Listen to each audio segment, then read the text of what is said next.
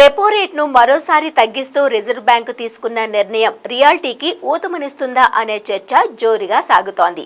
Repo రేట్ను 6.25% నుంచి 6% తగ్గించడంతో ఈ మేరకు వడ్డీ రేట్లు తగ్గనున్నాయి. ఫిబ్రవరిలో ఇదే విధమైన తగ్గింపు తర్వాత తాజాగా ఆర్బీఐ మళ్లీ తగ్గింపు బాటలోనే కొనసాగుతూ తీసుకున్న నిర్ణయం రియల్ రంగానికి ఊరటనిచ్చే అంశమేనని విశ్లేషిస్తున్నారు. అయితే వడ్డీ రేట్ల తగ్గింపు నిర్ణయం కొనుగోలుదారులకు ఎంతవరకు ఉపయోగపడుతుందనే సందేహాలు తలెత్తక మానవు. మరి ఇల్లు కొనడానికి ఇది సరైన సమయమేనా అంటే అంత ఖచ్చితమైన సమాధానం రావడం లేదు.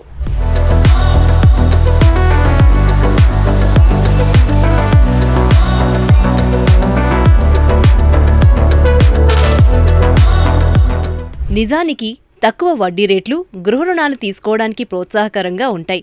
అయితే ఈ దీర్ఘకాలిక రుణం తీసుకునే ముందు ఇతర అంశాలను కూడా బేరీజు వేసుకోవాలని నిపుణులు సూచిస్తున్నారు. ప్రస్తుతం ఆర్బీఐ తీసుకున్న నిర్ణయంతో ఎంతమేర ఆదా అవుతుందో చూసుకోవాలి. ఉదాహరణకు 20 ఏళ్ల కాల వ్యవధికి 8.75% వడ్డీతో 50 లక్షల రుణం తీసుకుంటే నెలవారీ ఈఎంఐ 44,186 రూపాయలవుతుంది. ఆర్బీఐ తగ్గించిన రెపో రేటును బ్యాంకులు నేరుగా తన కస్టమర్లకు బదలాయిస్తే వడ్డీ రేటు 8.5%కి తగ్గుతుంది. దీని ప్రకారం ఈఎంఐ 43,391కి తగ్గుతుంది.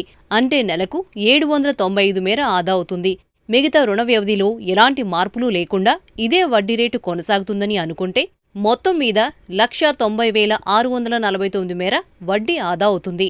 అలా కాకుండా నెలవారీ ఈఎంఐని తగ్గించకుండా 44,186 రూపాయలు కొనసాగించుకుంటే కాల వ్యవధి 10 నెలలు తగ్గుతుంది. ఈ నేపథ్యంలో తక్కువ వడ్డీ రేటు అనేది నిజంగా మంచివార్తే అయినప్పటికీ ఇల్లు కొనడానికి ఇది ఒక్కటే కారణం కాకూడదని నిపుణులు సూచిస్తున్నారు.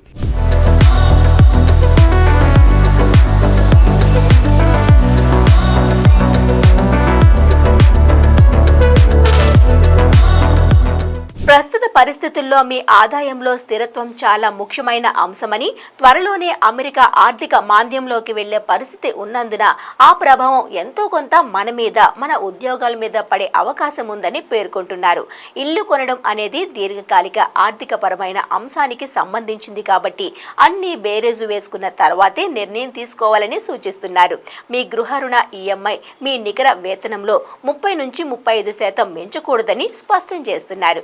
డౌన్ పేమెంట్ చేయడానికి తగిన మొత్తం ఈఎంఐలను ఎలాంటి సమస్య లేకుండా చెల్లించగలిగే సౌకర్యం ఉన్నవారు ఇంటి కొనుగోలు నిర్ణయంలో ముందుకు వెళ్లవచ్చునని చెబుతున్నారు. అయితే వడ్డీ రేట్లు ప్రస్తుతం తగ్గుతున్నప్పటికీ కాలక్రమేణా హెచ్చుతగ్గులకు లోనవుతాయనే అంశాన్ని దృష్టిలో ఉంచుకోవడం చాలా ముఖ్యం.